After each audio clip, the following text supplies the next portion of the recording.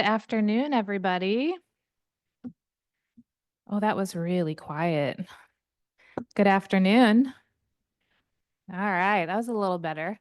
Thank you all for being here. This is our last installment of Public Health Speaker Series for this semester. And thanks to those of you who are joining online. I know a lot of students are just getting out of class, so I'm sure we'll have more people trickle in here and join online. But today, we're going to do things a little bit differently than what we've historically done. We still have our guest who's going to give a presentation and talk for about 40 minutes and then have time at the end for question and answers. And we will take questions from in the room and online. But today I'm really excited to have a student who's going to come up and introduce our guest for today. So it's my honor to introduce to you Sarah Lynn Fox. She is a third-year dual MPH MSW student here at the Brown School, and she is going to come on up and give an introduction of our Public Health Speaker Series guest, Kelly McGowan. So Sarah Lynn, I'm going to turn it over to you. Come on up.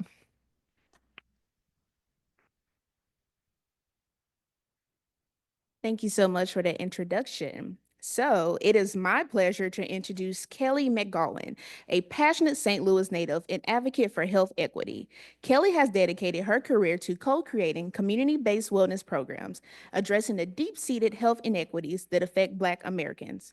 With experience spanning New York and St. Louis, Kelly's work has made a meaningful impact through her involvement in panels and appearances on radio and in print. Most recently, she founded Transform 314, a nonprofit organization aimed at amplifying community voices in local decision-making to help create St. Louis neighborhoods where everyone has the opportunity to thrive. Today, Kelly will speak on It Starts at Home, transforming the health of St. Louis region through local government. She'll explore the crucial yet overlooked role of local policy in tackling social determinants of health. While Americans tend to be less engaged with municipal governments, these are precisely the bodies that shape the environments we live in every day. As the founder and executive director of Transform 314, Kelly will illuminate how policies at the local level can reshape communities, build environments, and improve health outcomes, especially in historically disinvested neighborhoods. She'll also share insights into what true equity means in this context, real stories from her experiences, and actionable steps attendees can take to drive change in our region. Please join me in welcoming Kelly McGowan.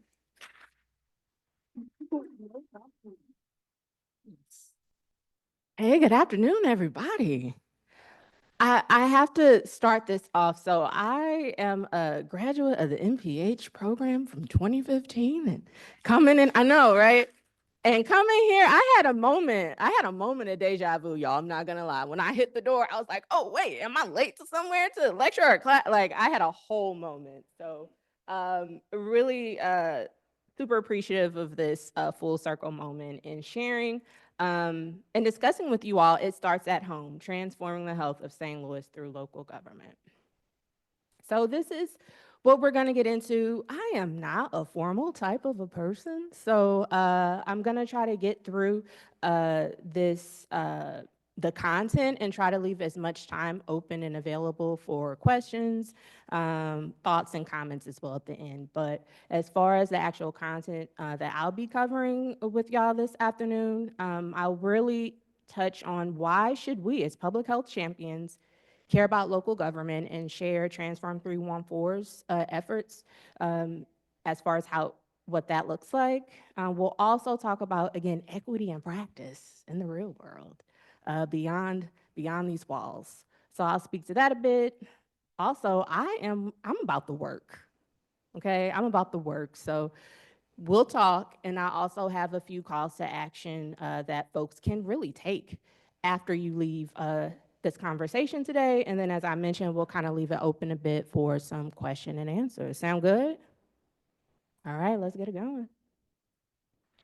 So real quick, when we talk about local government, this perfectly sums it up.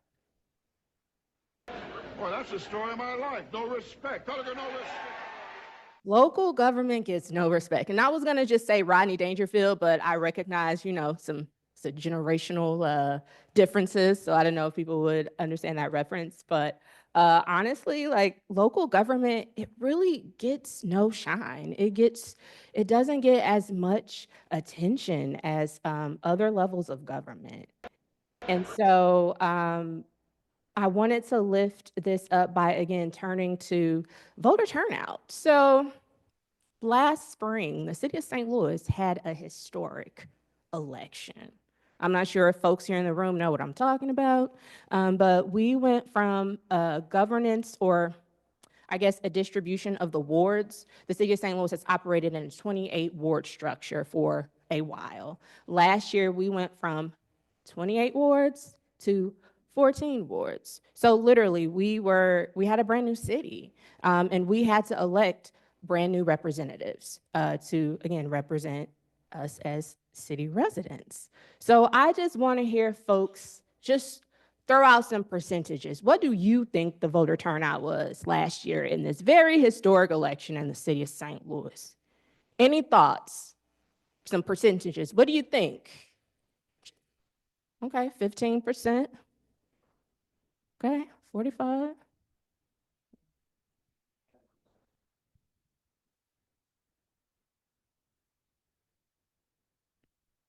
18.1%. And these are registered voters, y'all. These are people that are registered. And this is what happened. I do want to lift up, I'm not just picking on the city of St. Louis. I feel like I can pick on the city of St. Louis because I live here. But this is truly reflective of what we see across the nation in terms of voter turnout in municipal elections compared to our general and more federal elections. The percentages are usually 3 to 4 times higher across the board. So this isn't just unique to the city of St. Louis, but this is a trend that we see across the country. And something that I want to lift up, and I am kind of the local government person in a lot of the work that I do. So I could provide a whole list of reasons why it is important that we need to get that percentage up and folks need to be more engaged and involved in local government. But what I want to lift up is this number here, $2 trillion. So we elect local representatives that are responsible for allocating a collective $2 trillion with a T to our communities throughout the country. So if you don't care about anything else, and I know everyone cares about where their dollars go and where their dollars don't go, where investments go and where investments do not go. At a bare minimum, people, we need to care about our local government because those folks that are elected make the decisions that impact what resources community have access to. And we all know that has a huge impact on health outcomes. So why are people not checking for local government?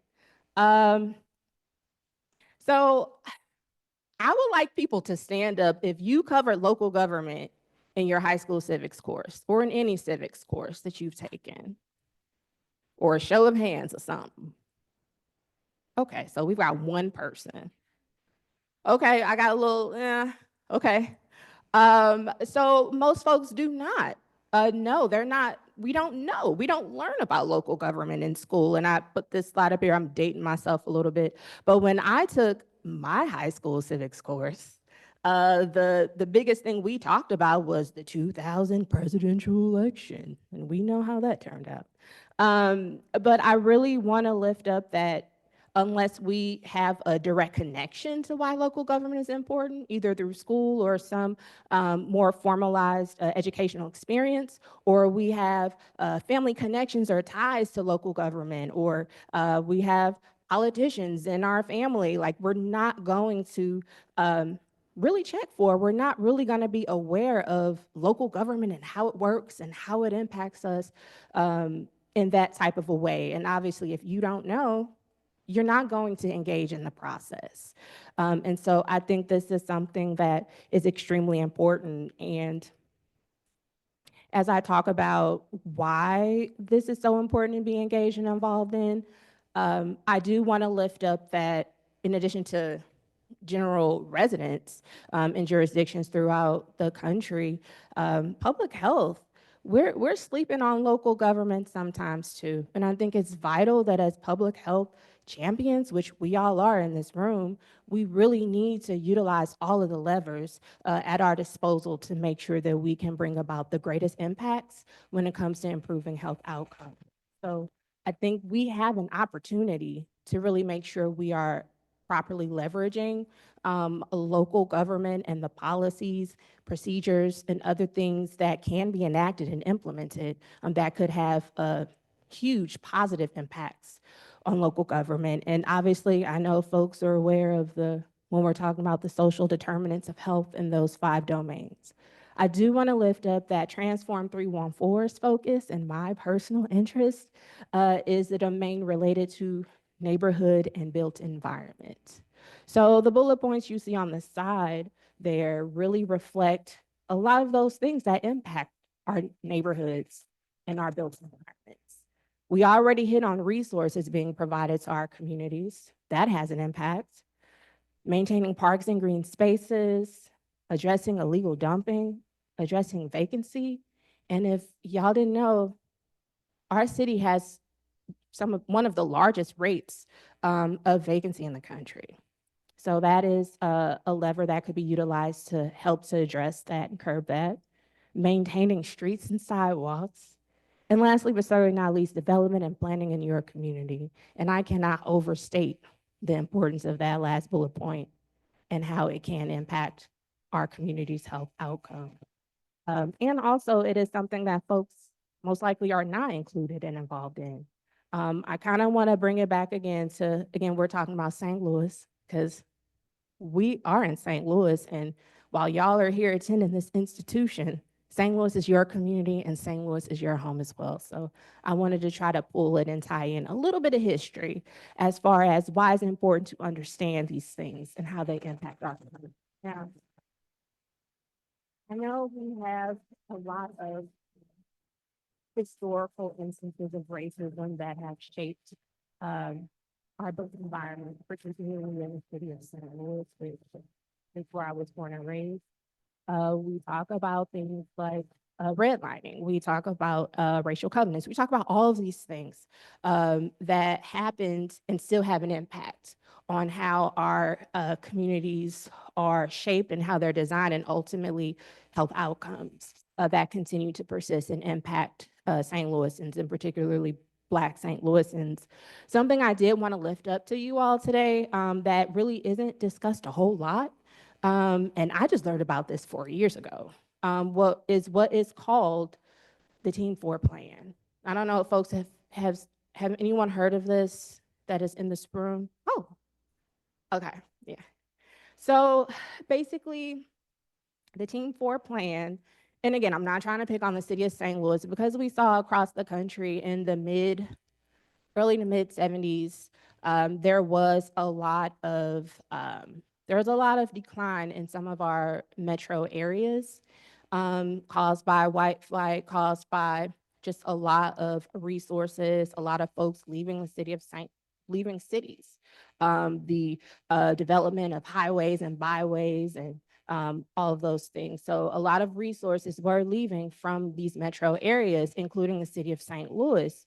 And so there was a group of consultants that came together to figure out, okay, like, how can we thwart this decline in the city of St. Louis? So from that effort the consultants produced what is known as the Team 4 plan. So as I mentioned, this was developed in 73 or 74, and it was really a guide and a suggestion on where the investments in our city should go to, again, make sure we are preventing these massive declines in the city of St. Louis. So what this report did, or this plan did, it divided the city of St. Louis into 3 areas. So the first area, conservation. So these are considered areas in the city of St. Louis that really need to be conserved or preserved. The second area, redevelopment. So these are areas that maybe aren't as pristine as those areas that need to be preserved. However, they have some potential once they're invested in and a return on that investment. And then the last area, depletion. So I'm gonna kind of get into what this area means. So again, these slides are taken from, this is directly from the report. So this isn't like Kelly summarizing this. This is taken from the report. So depletion areas, key, no growth policy until firm market and adequate public resources are available. Depletion areas are areas of spotty city services and redlining, where large numbers of the unemployed, the elderly, and the recipients of welfare are left to wait for assistance, which does not seem to be forthcoming. Such neighborhoods do not induce new investment. On the other hand, to expend public funds on new streets, libraries, schools, or code enforcement in an area designated for total renewal, it doesn't make sense either. And where are these depletion areas? I was born and raised in one of these depletion areas. So in North St. Louis City, those were identified as depletion areas. So what happened with this plan? So members of the Board of Aldermen, they actually did this. There were board bills introduced to formally adopt this plan, y'all. The alders representing the north side city of St. Louis, yeah, they weren't going for that. So they did squash and it didn't pass. However, even though the city of St. Louis hasn't formally adopted this, we can see what's happening. This is honestly, this is the plan. And we see that occurring. And so again, as I'm talking about how can we really transform our communities? How can we be more engaged and involved? How can we try to thwart some of these plans that have been decided by folks that really don't give a damn about everyone that lives in this city? Dun, dun, dun, dun, Transform 314. So this is where we come in. So Transform 314 is the organization that I serve as executive director of, and I founded. And ultimately, we were created to educate, engage, and empower Black St. Louisans to drive the local policy changes at the local level needed to create thriving communities. Local government is not accessible to people, period, unless you are part of said local government. No one has the time to sit through and try to find these things. So through a lot of the work that I had to do through work and engaging in the social political processes of our very special region, which I'm not even going to talk about why I say special, but I had to gain an understanding of the who, the what, the whys, and the wheres just to implement free community programming, y'all, in St. Louis County. I had to learn these things. So people that are, that have other circumstances, they don't have the time to find all of this information out, let alone they're not going to know about these conversations being had that really impact their day-to-day in their communities, particularly those folks that are in those identified depletion areas. So Transform 314 were created because I found myself in these spaces, in these places, and having these conversations. So really making sure that we can expand awareness, number one, of why local government is important. Number two, make sure we are engaging and educating folks so that they know what these processes entail. And not just for the sake of knowing about it, but so that they can be included in these processes themselves to make sure that they are at the table and shaping how their communities are designed. So Transform 314, we are working to do this through what I call through edutaining programming and content that activates residents to bring about the changes they deserve in their communities. So obviously educational, because we have to make sure people are aware of local government, why it's important, its structure, and how to engage in the process in an effective way. And entertaining, because let's face it, folks, local government, it is dry as hell, okay? It is dry. It can be convoluted. It can be very confusing if you're listening to a Board of Aldermen meeting or a St. Louis County Council meeting. They're going back and forth and people don't even know what they vote on or if they're saying that they're present, okay? I'm just keeping it real. So we have to make sure that we present it in a way that is really digestible and for folks to be able to engage with it and not just say, oh yeah, that's cute. but people can actually utilize it and make sure that they are, again, being able to weigh in on how their communities are shaped. So how are we doing this work? Ooh, Transform 314 straight facts. I tell you, this is a labor of love. So we were able to produce an animated series that breaks down how St. Louis local government works, super high level overview, and 5 episodes, y'all, under 30 minutes, total running time. So definitely make sure you check that out. YouTube, Transform 314. Yes, that is a plug. Make sure you follow and check out that animated series, because again, this is something that, from what I know, has never been done. Again, really trying to find different ways on how we can make this information easily digestible, and also finding more creative ways in integrating advocacy and local government with art. So we're still figuring that out, but this was our first attempt at doing that. Also, I have to lift up that Transform 314. Obviously, we are about engaging all St. Louisans, period. I will admit that we are intentionally working to engage Black St. Louisans that are between the ages of 18 and 45. So I'm keeping it transparent because I am a transparent person to a fault.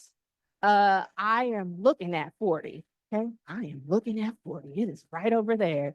And I'm one of the youngest people, if not the youngest folks, in a lot of these meetings and spaces that I'm in. Again, 40's close, y'all. So we need to make sure that everyone is included in these conversations. And our elders, bless them, love them, appreciate them for, them doing the work to advance us to where we are today. But they are not going to be around forever. None of us are. So we need to make sure that we are also pouring into developing and nurturing our future leaders, which are in this room here. So we're really doing our part to make sure we are engaging our future leaders in the St. Louis region. So we have done this. I've facilitated. I'm telling y'all, I'm a civic engagement queen, okay? So and this is information, I guess this was through actually July. So we have really engaged with over 200 Black St. Louisans under the age of 45.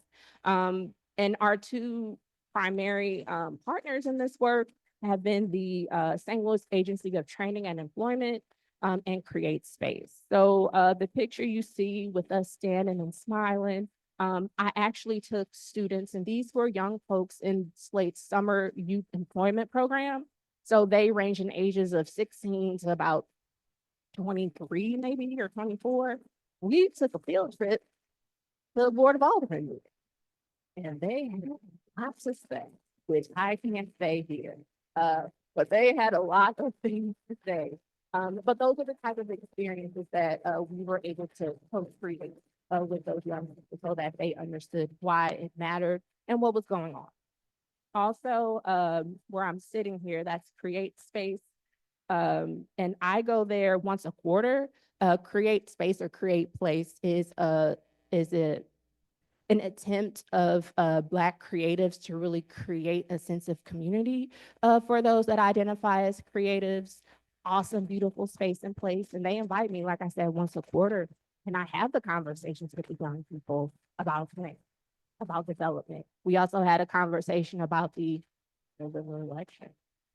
So we really engage in dialogue and conversation, and it isn't pushing information down folks' throats, but it's really opening up to get a sense of what do people care about? How can we lean in on that? And how can we make sure that we are planting the seeds for our future leaders? So real quick, as I mentioned, Transform, we've been around for, it'll be 2 years in December. Wow, 2 years next month.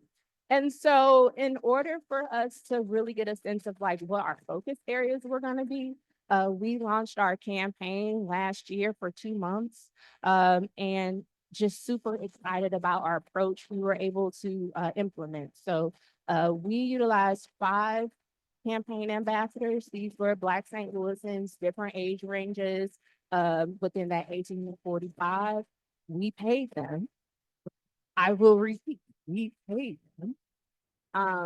And they helped to co-create our outreach plan to make sure that we were getting feedback from, again, Black St. Louisans between that age range to help shape our advocacy and policy priorities. And I am so proud of this slide, y'all, because in 2 months' time, really less than 2 months' time, we were able to get almost 500 St. Louisans to complete our survey. That ain't easy. And also 66% of those respondents identified as Black and 70% were under the age of 45. Yes, thank you. Y'all will learn once you get into the real world. This is not easy to do, especially looking at those particular groups that we were able to get that response from. So very encouraging. So we know that us shaping our priorities, it really did, in a way, right? It reflected some of the needs and the wants and priorities of the group that we were aiming for. So as a result, Transform 314, we have been focused on advocating for improving our streets, our sidewalks, and the lighting in the city of St. Louis. Again, this was based off the feedback we got. So wrapping up our monthly meetups. So based off of the feedback we received last year, this is what our focus has been all year. We have facilitated every month this year. Monthly meetups, averaging about 20 attendees, which I'm telling you, 20 folks on a Wednesday night, that's no easy feat. So we have these conversations each month, and it's not that we moan and bemoan and complain about how jacked up the streets are, but we really try to make sure that we are facilitating productive conversations. We have elected and appointed leaders. We have various subject matter experts come and speak to solutions and ways that we can address our built environment, focusing specifically on improving our needs and on sidewalks. I will also lift up that for me, a huge win. We engage in quite a few conversations with all the persons that were championing the effort, which resulted in the city updating its street policy. And I would like to think that some of the feedback and some of the things that we shared with the alder persons that were championing this legislation, I would like to think that it had an impact on what was officially passed and enacted by the city. Couple more slides, y'all, and then I'm gonna open it up to hear what you all have to say. But I wanted to touch on equity. And I have a lot to say about it. But I want to lift up that in a lot of the work that I've done in this region, sometimes equity feels like a buzzword. It's like we say it, we all know the definitions of it, but how are we really implementing this in practice? What does that really mean? And what does that look like in the real world besides the glossy definitions that a lot of organizations like to publish or put on their websites or in their other communications? What does that really mean? And what does that look like? What does that feel like? How do we implement that in the real world to make it bring about the impact that we want to see, which is ultimately thriving communities for everyone, right? So I'm going to share that equity at the end of the day, it means giving up something on your end for the betterment of the good of the people. As a person that has worked almost 10 years professionally in public health, I think this is something that we really need to like wrap our heads around and understand what that looks like in the actual work. First off, time, energy, and effort. Sometimes you have to take that extra time to reach out to folks. For instance, just before when I was heading up here, we have a Mr. Stringfellow. He is a very engaged person with Transform 314, has been for a solid year or so. He isn't the most technologically savvy person. So I make it a point to give him a ring, give him a call, be like, hey, Mr. Stringfellow, we got our meetup tomorrow. See you there. and tell him what menu we're gonna have, because I always feed people at our meetups. So that's another plug, if you're interested in coming. But sometimes you have to do that. And also, I'm gonna say it, trees, killing trees. I know. Paper is bad. Paper is bad. We also have to be cognizant of the fact that there is a real digital divide for a host of reasons. So if we really want people to engage, if we really want folks' feedback, we got to kill some trees. And I've engaged in quite a few instances where folks are touting, oh, this is an equitable process and we're trying to get input. And there's no way for folks to even know about the opportunity if they don't have access to the internet. So I want to lift that up. Also, this is a big one, shift in power dynamics. So pretty much in all of the work that I've done, I literally sit and listen to what people want and then find a way to make it happen and make it work. I don't come into a community and say, hey, I have an MPH, I have all these experiences, I know what your community needs. No, I don't do that. Because whatever community that you're in, those are the experts. They're the closest to the problem, they're the closest to the solution. So really making sure that we are leaning into that and not just as a checkbox. Like, oh yeah, we got someone with lived experience present at this meeting. Check, tick. No. Be really intentional and authentic about including and incorporating those voices into shaping your programs, into shaping your procedures, into shaping your policies and the things that you advocate for. And that is something that I have done my entire public health professional career. And that's not easy to do, to shift that power. It isn't, but again, if we're talking about equity, that has to happen. And lastly, but certainly not least, reallocation of resources. We know some communities have more needs than others. We have to make sure that we not only acknowledge that, but we actually follow that up with words and with actions. And yeah, I have a whole lot of stories about that, but I just do want to lift up and make sure that that is also part of what we mean when we say equity in the real world. All right, this is the last slide. Calls to action. I think these are pretty actionable for folks after all of this talking. 3 things. First off, please know how your local government functions, who represents you, all that good stuff, because public health is political, period.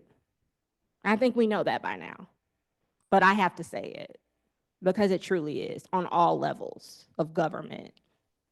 Also, as I mentioned before, start with St. Louis, because while you're here, this is your community too. So start there. And I know we have a very special region, the city and the county, 2 different jurisdictions. St. Louis County got 3 million different municipalities. It's not 3 million, it's over 80, but still it's a lot. And so I know it's special, but just kind of ground yourself in that. And obviously when you are home, wherever you call yourself home, make sure you have that understanding there too. Second, get involved beyond the WashU bubble. So I know folks are really interested and passionate about different causes. And as I mentioned, about making sure you know how things work, because this is part of your community as well.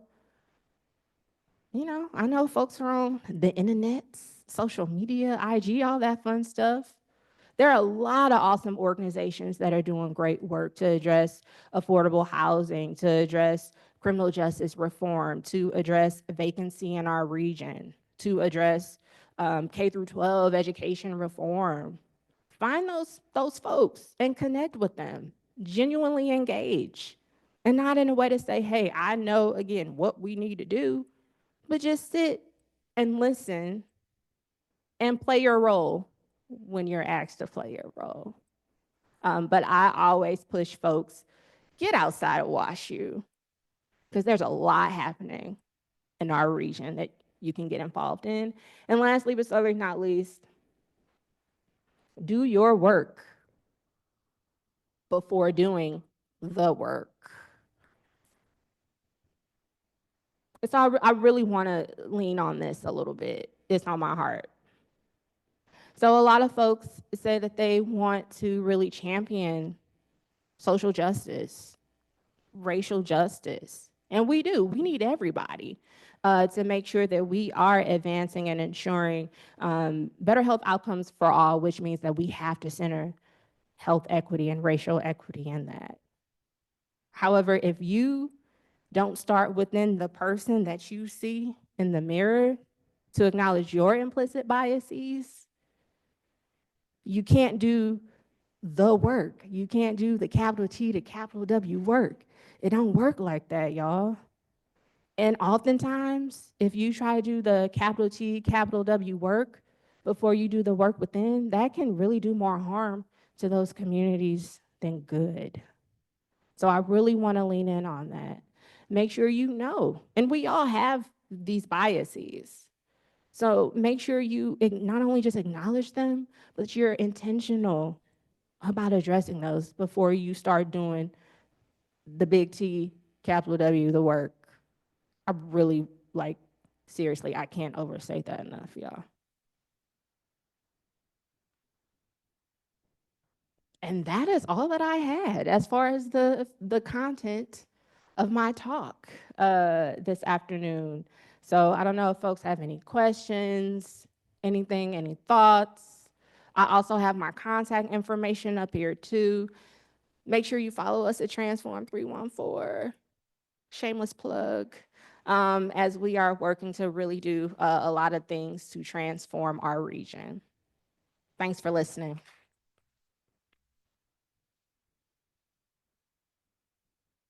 Thank you so much, Kelly. And we'll take some questions now, but for those of you who are in the room, make sure you get a mic before you ask because our friends online can't hear you otherwise.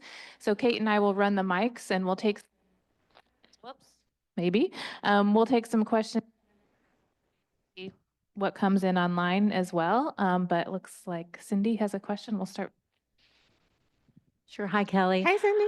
I was wondering, was there an interesting aha moment for the under 45 group when they come to your meetings? So I think young people get a bad rap. Those young people, they don't care. They don't give a damn. All they care about is on IG and getting J's, getting sneakers, and standing in line for sneakers. That's all that they care about. They don't really care about any of this stuff. Yeah, that is not true, obviously. And you're gonna have some people, regardless of age, that don't give a hoot about anything, just themselves and their families, and to make sure that they're good. But I think for me, the aha moment and something that really struck me to my core when I was working at SLATE, the St. Louis Agency on Training and Employment, and we were talking about voting. And again, I don't approach people like, you need to vote. I don't do that. That's not my style. I just like to have the conversation, get a sense of, again, what are folks' perspectives, especially those that are different from mine. Again, because that's going to provide insight and ways for me to, and our organization to engage folks in a different way. Because the narrative and the messaging right now, it ain't working. So I always listen. And so I asked the young people, that were not registered to vote, that were of voting age, what was the reason? And those young people, most of them said, one young woman, and the rest of them agreed, said that no one talked to them about it. No one showed them how. They didn't even know what the process was. And obviously, yes, we have the internets, and I know we live in a digital age, but really think about it. If voting was not a priority to you or socialized to you and your environment, would you know what to look up or how to look up or that it was even a thing? No. And so I think for me, the aha moment is we truly don't know what it is that we don't know. People come from various circumstances, various realities. I mean, we're in a whole new world now. And so we have to make sure that we are truly meeting people where they are. And our young people, folks in here, are yearning and they're hungry. They want to do stuff and they want to make a difference. But it's like, where do we start? And all of the noise on social media, ooh, I am happy that I am not coming up now. It's a lot of noise.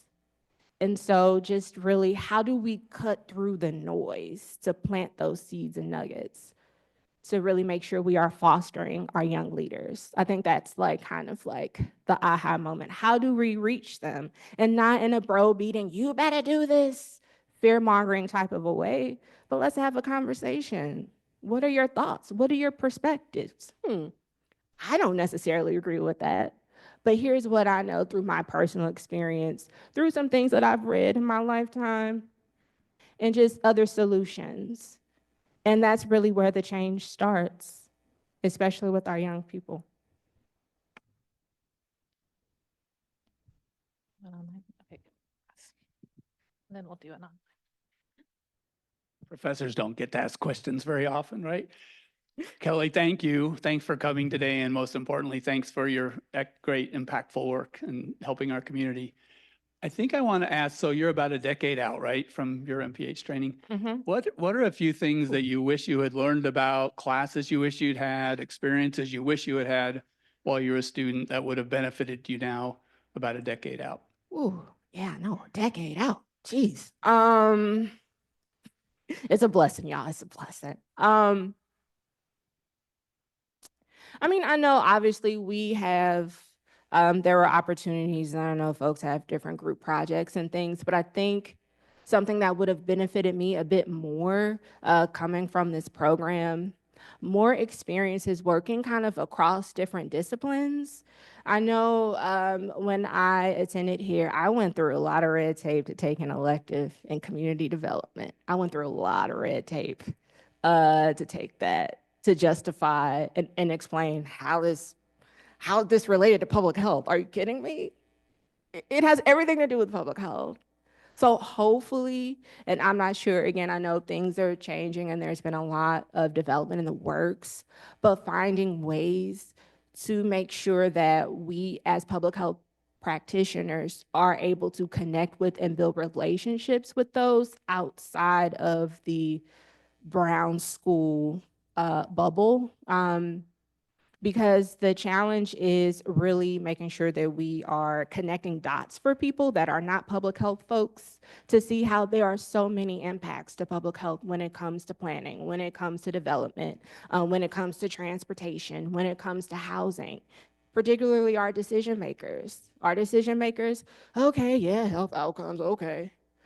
But they care about what the business community has to say about some of these things. And so if we're able to, again, speak that language and connect with those to really build true collective impact, you know, across disciplines, I think that's something that I wish I would have been able to kind of like experience more at my time here, because that's really that's the biggest challenge that I face professionally, is how can we connect the dots for folks, and how can we also truly work collaboratively across the disciplines, because that's really what it's going to take to really move the needle on these health outcomes.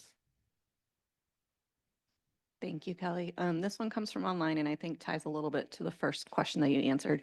But this person is asking, do you have resources, recommendations on easily accessible information on local representatives and how to find them? They feel they've found that this is very city and even community specific, and it can be very convoluted, difficult to find this information for people who want to get involved but don't know where to start. Ooh, bless it. Okay, so it depends as far as kind of trying to find where your local, who represents you. It depends on if you live in the city of St. Louis, or it depends if you live in St. Louis County. So if you are a city resident, you can hop on the City of St. Louis website.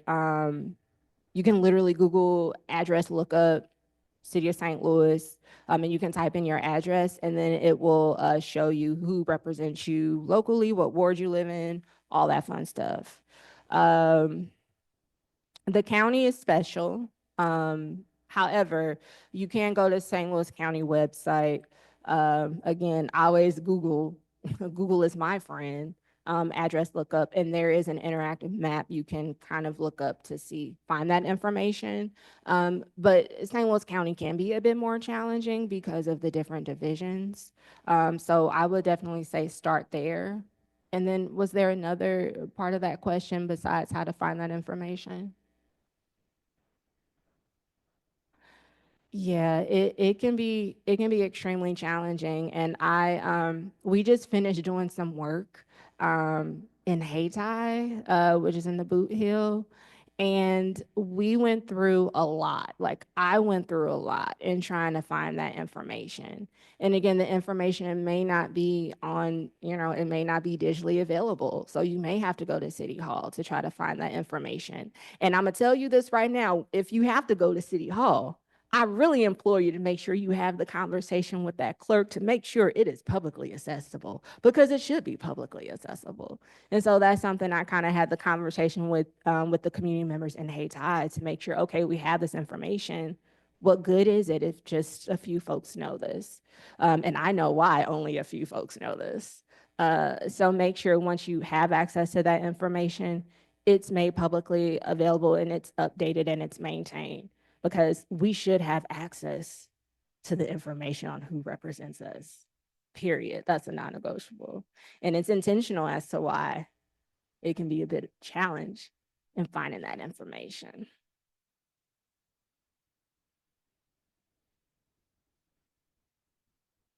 Other questions? I have a question, but I want to make sure students have the opportunity to ask questions. Any other questions in the room?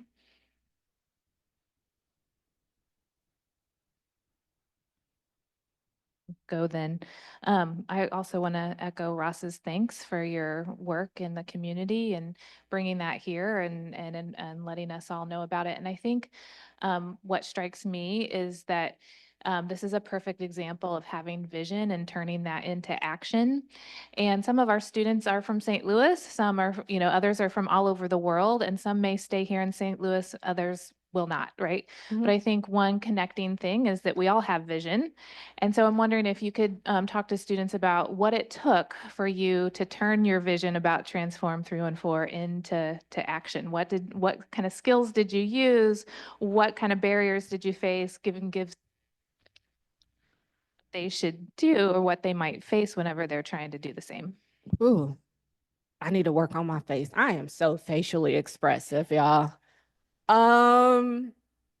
So if you would have told me coming out of the Brown School, oh yeah, Kelly, in like 8 years or so, you're gonna be an executive director of a nonprofit, I'd be like, I don't know what you're on, but I am not checking for that at all. But I will say, and it's interesting in the policy space and local level policy space that I find myself in.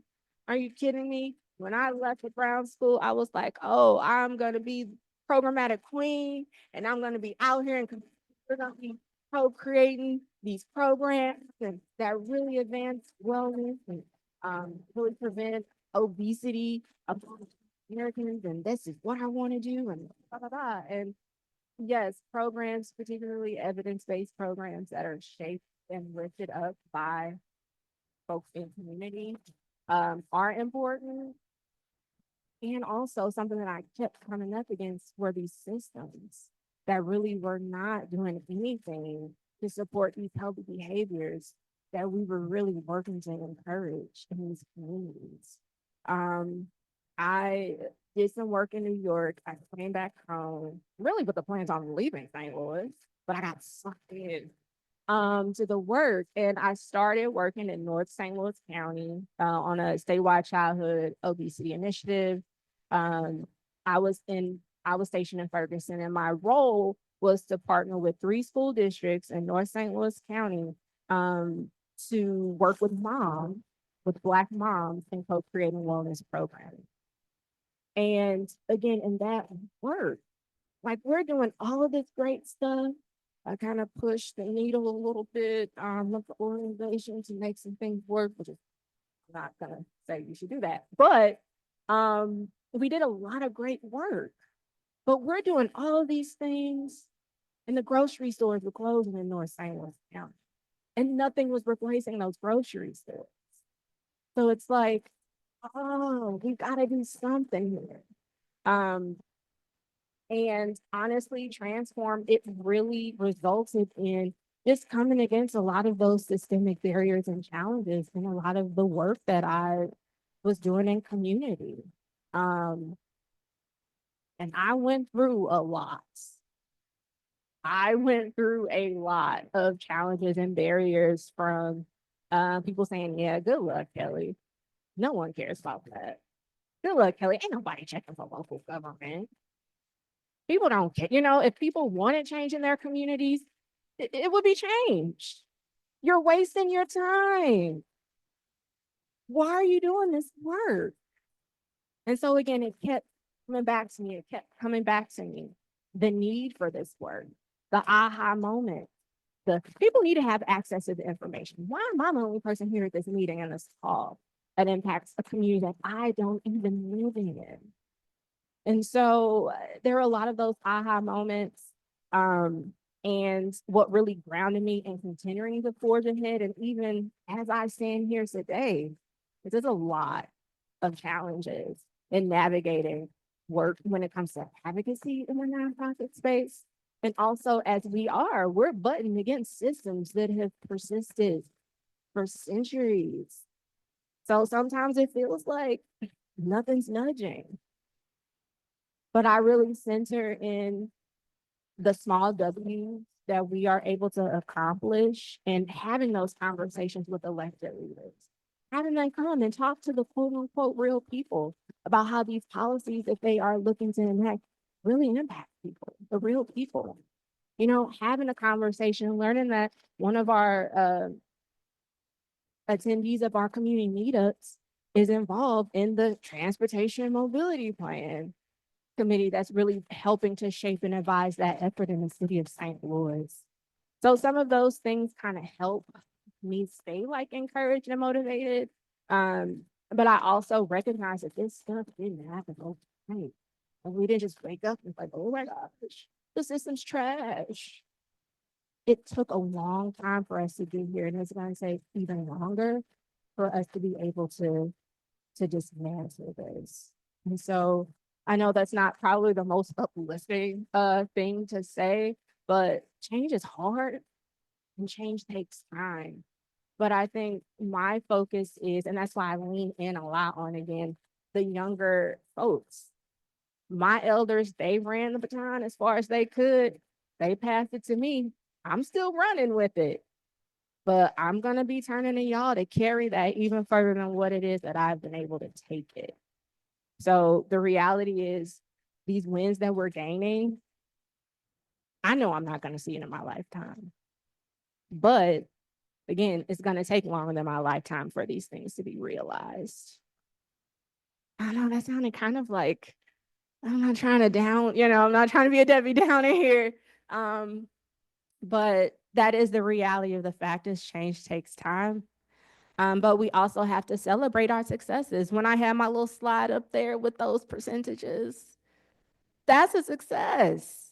And so really leaning into those things, that is what's going to continue to really pour into you and keep you encouraged and motivated.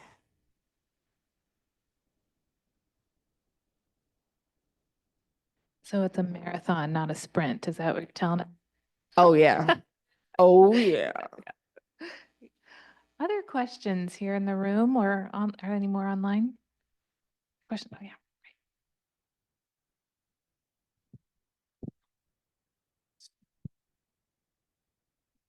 Hello, my Hey. name is Daniel Cobb. I'm a fourth year anthropology student.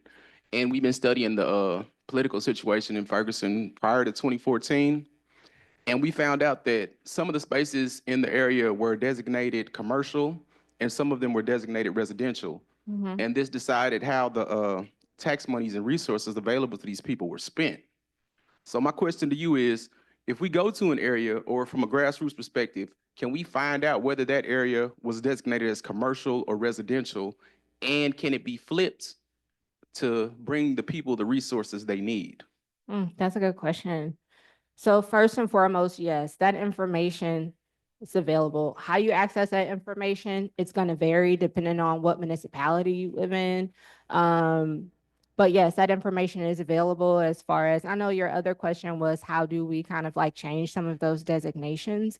It really depends on the municipality. A lot of these municipalities may have a planning commission or planning and zoning committee, or ultimately those things do have to be codified in some way in law, but the process and how to go about making some of those changes in designations, it really differs depending on the municipality, if that makes sense. I feel like I'm not answering your question, but like, oh yeah, that's the fun about our region and understanding those some of those nuances and those differences. But that's a really great question, because that does determine a lot when we're talking about resource allocation.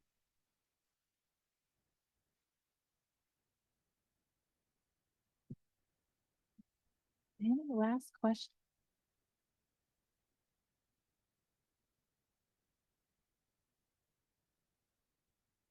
Okay, well, we are just about at time. Okay, so join me in thanking Kelly one more time for being here. Thank you. Thank y'all. Really appreciate your talk and your time and your expertise and the work that you're doing. I think it's an inspiration to all of us. So thank you very much. Thank you all for being here for our last installment of Public Health Speaker Series for the semester. I just really quickly want to thank especially Jonesy Johnson. She's out in the hallway. Her making all of this happen for us. So if you see her on your way out, be sure to thank Jonesy as well. And I want to wish all of you, I know we're in the final weeks of the semester. It's hard to believe that we're here. So if you are a student and you are in your final weeks, I believe in you. We all believe in you. You're going to do it. You're going to do great. And thank you so much for being here. Have a great day.